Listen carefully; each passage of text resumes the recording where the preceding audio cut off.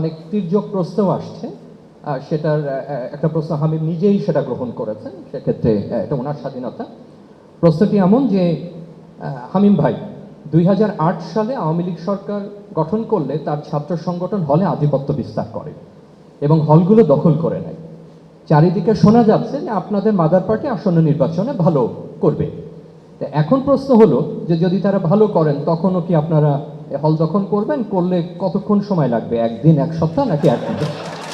আর দ্বিতীয় প্রশ্নটাও করি। দ্বিতীয় প্রশ্নটা একটু আমরা হাতে লেখা পুরো বুঝছি না, কিন্তু বিষয়টা এরকম যে আপনি অনেক সময় দলের বিপক্ষে কথা বলেছেন। আপনার দল বলতে উনি যে আদর্শের সেই অর্থে বোঝানো হয়েছে।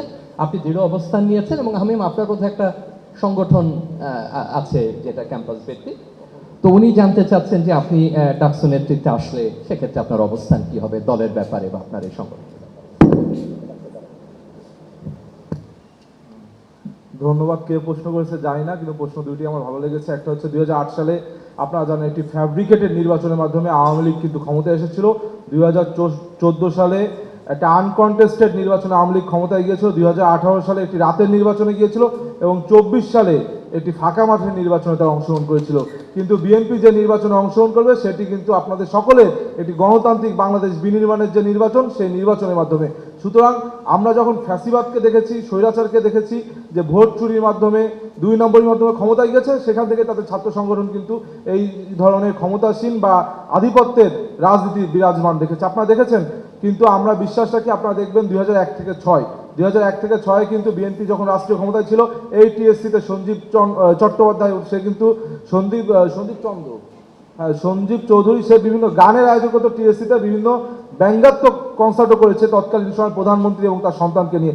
কিন্তু সেই সময় তো ছাত্রদল আপনার এই ক্যাম্পাসে ছিল, তারা কিন্তু কোনো প্রতিবাদ করেনি, বরং প্রত্যেকের বাক স্বাধীনতাকে তারা প্রাধান্য দিয়েছে। সুতরাং আমাদের যেহেতু ঐতিহাসিকভাবে বাক স্বাধীনতাকে আমরা প্রাধান্য দিই, সুতরাং আমাদের দল, আমাদের যে দলের সহযোগী সংগঠন বাংলাদেশ জাতীয়তাবাদী দল বিএনপি, তারা যদি ক্ষমতায় যায়, বরং আমরা আরও বেশি দায়িত্বশীলতার পরিচয় দেব।